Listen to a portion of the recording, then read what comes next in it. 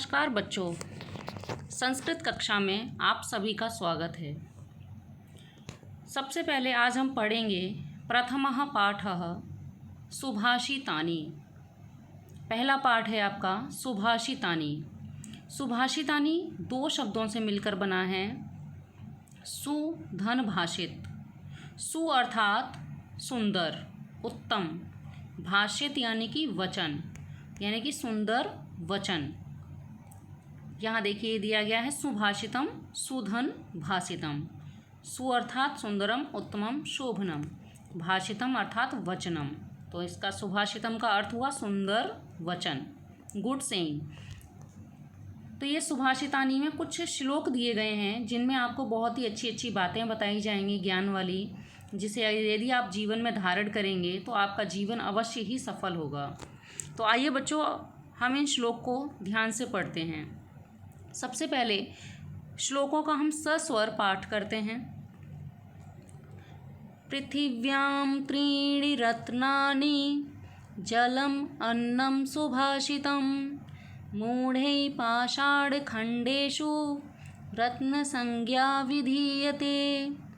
सत्येन धार्यते पृथिवी सत्येन तपते रविः सत्येन वाति वायुश्च सर्वं सत्ये प्रतिष्ठितं।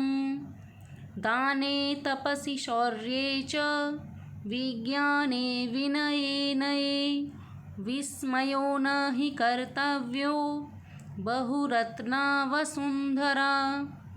सद्भिरेव सहासीत सद्भिः कुर्वीत संगतिं सद्भिर्विवादं मैत्रीं च न सद्भिः किंचिदाचरेत्।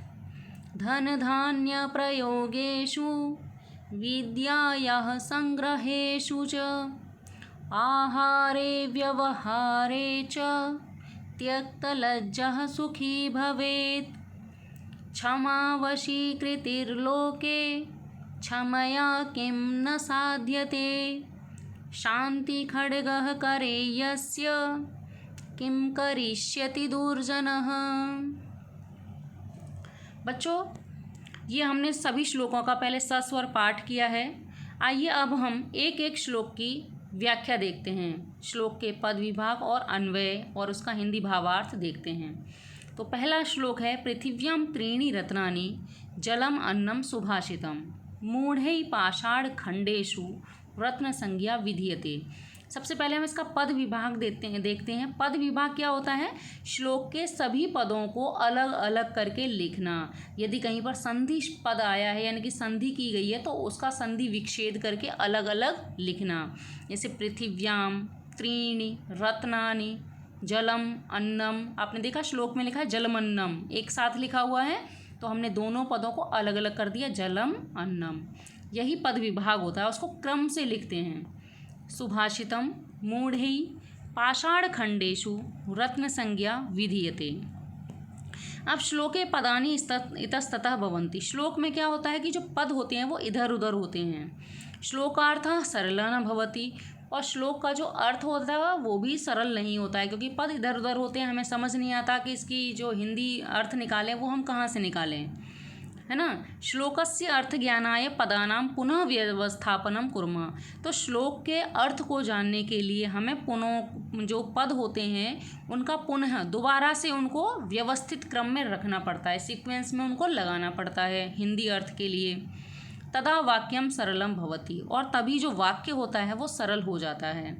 तो एवं पदानां क्रमशः व्यवस्थापनम अन्वयः इति उच्यते। तो इन पदों का क्रमशः जो व्यवस्थापन होता है, सीक्वेंस में लगाना होता है, वो अन्वय कहलाता है। यानी कि श्लोक के सभी पदों को हिंदी अर्थ के अनुसार सीक्वेंस में लगाना अन्वय कहलाता है।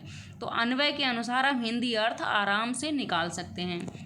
जैसे कि पहले श्लोक का अन्वय है पृथिव्यां त्रीणि रत्नानि जलम अन्नम सुभाषितम मूढ़े पाषाण खंडेषु रत्न संज्ञा विधीयते। ये इसका अन्वय है। कभी कभी अन्वय जो होता है वो श्लोक जैसा ही सेम होता है, कभी कभी पद में भिन्नता आ जाती है, इधर उधर पद हो जाते हैं। तो पहले श्लोक में क्या बताया गया है कि पृथिव्यां त्रीणि रत्नानि, अर्थात पृथिव्याम पृथ्वी पर त्रीणि रत्नानि, त्रीणि अर्थात 3 रत्न हैं।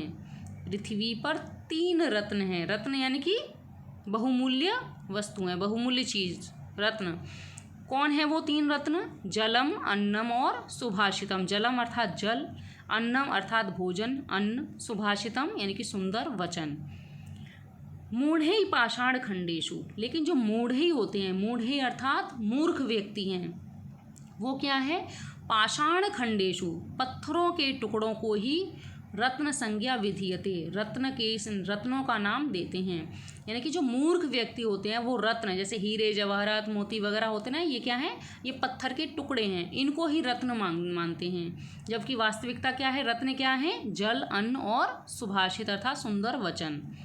यहाँ ये इसका हिंदी भावार्थ भी दिया गया है, इंग्लिश में भी दिया गया है कि पृथ्वी पर 3 ही रत्न हैं, जल, अन्न और सुभाषित। रत्न, परंतु मूर्खों के द्वारा पत्थर के टुकड़ों को ही रत्न की संज्ञा दी जाती है। मूर्ख व्यक्ति पत्थर के टुकड़ों को रत्न मान लेते हैं, कीमती चीज़ें मान लेते हैं। तो उसमें से प्रश्न है कुछ, पृथिव्याम कति रत्नानि सन्ति, कति अर्थात कितने रत्न हैं पृथ्वी पर?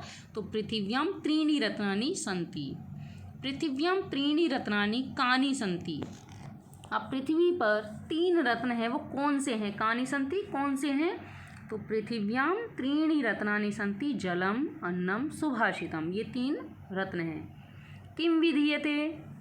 तो रत्न संज्ञा विधीयते। कहीं रत्न संज्ञा विधीयते, कहीं किसके द्वारा रत्नों की संज्ञा दी जाती है, रत्न नाम दिया जाता है? तो मूढ़ै, मूर्ख व्यक्तियों के द्वारा। कुत्र रत्न संज्ञा विधीयते, कहाँ पर रत्नों की संज्ञा दी जाती है? तो पाषाण खंडेशु, पत्थर के टुकड़ों में। ये सामने देखिए, ये क्या है? ये पत्थर के टुकड़े हैं, हीरे मोती वगैरह है ना, ये रत्न हैं। हम मनुष्य जो हैं वो मूर्ख हैं सभी, और इन पत्थर के टुकड़ों को ही हम क्या मान लेते हैं? रत्न मान लेते हैं, कीमती चीज़ें मान लेते हैं। जबकि वास्तविकता क्या है? सबसे जो बहुमूल्य है वो क्या है? जल है, अन्न है और सुभाषित है। इनके बिना हमारा जो जीवन है वो व्यर्थ है, और हमारे जीवन में कुछ भी बाकी नहीं रहता है यदि हमें ये प्राप्त न हो तो। दूसरा श्लोक देखते हैं। सत्येन धार्यते पृथ्वी, सत्येन तपते रवि, सत्येन वाति वायुश्च, सर्वम सत्ये प्रतिष्ठितम। पद विभाग यहाँ दिया गया है। सत्येन धार्यते पृथ्वी, सत्येन तपते रवि, सत्येन वाति वायुः च, सर्वम सत्ये प्रतिष्ठितम। अन्वय भी नीचे दिया गया है। पृथ्वी सत्येन धार्यते। अब देखिए श्लोक में क्या था? सत्येन धार्यते पृथ्वी, लेकिन जब इसका अन्वय किया तो क्या हुआ? पद आगे पीछे हो गए, क्योंकि हमें हिंदी अर्थ निकालना है इसलिए। तो पृथ्वी सत्येन धार्यते, रवि सत्येन तपते, वायुः सत्येन वाति च, सर्वम सत्ये प्रतिष्ठितम। अब इस अन्वय के अनुसार इसका हिंदी भावार्थ निकालते हैं। पृथ्वी सत्येन धार्यते, यानी कि पृथ्वी जो है वो सत्येन, सत्य से ही धारण करती है।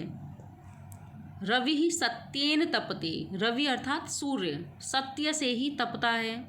सत्य जो है, बिना सत्य के संसार में कुछ भी नहीं है। वायु सत्येन वाति च, और जो वायु है, हवा है, वो भी सत्य से ही बहती है। वाति अर्थात बहती है। सर्वम सत्ये प्रतिष्ठितम, और जो सब कुछ है इस संसार में, इस ब्रह्मांड में जो कुछ भी है वो सब किस में समाया हुआ है? सत्य में ही समाया हुआ है, सत्य में ही प्रतिष्ठित है। तो इस श्लोक में 4 वाक्य हैं। पृथ्वी सत्येन धार्यते, पृथ्वी जो है वो सत्य से धारण की जाती है। रवि सत्येन तपते, क्योंकि ये जीवन का सत्य है कि पृथ्वी है, और सूर्य ये भी जीवन की वास्तविकता है। हवा बहती है, ये भी जीवन की सत्यता है, वास्तविकता है, और सब कुछ सत्य में ही समाया हुआ है। यहाँ इसका हिंदी अर्थ भी दिया गया है, इंग्लिश में भी मीनिंग दिया गया है। सत्य के द्वारा पृथ्वी को धारण किया जाता है, सत्य के कारण से ही सूर्य तपता है, सत्य के कारण से ही वायु बहती है, और सब कुछ सत्य में ही प्रतिष्ठित है। यदि सत्य ना हो तो ये सूरज भी ना हो, सत्य ना हो तो ये पृथ्वी ना हो। सत्य के बल पर ही ये सब कुछ टिका हुआ है ना, पृथ्वी सत्य पर ही टिकी हुई है, सत्य से ही सूरज भी है। अगला श्लोक है। दाने तपसि शौर्ये च, विज्ञाने विनयने, विस्मयो न हि कर्तव्यो, बहुरत्न वसुंधरा।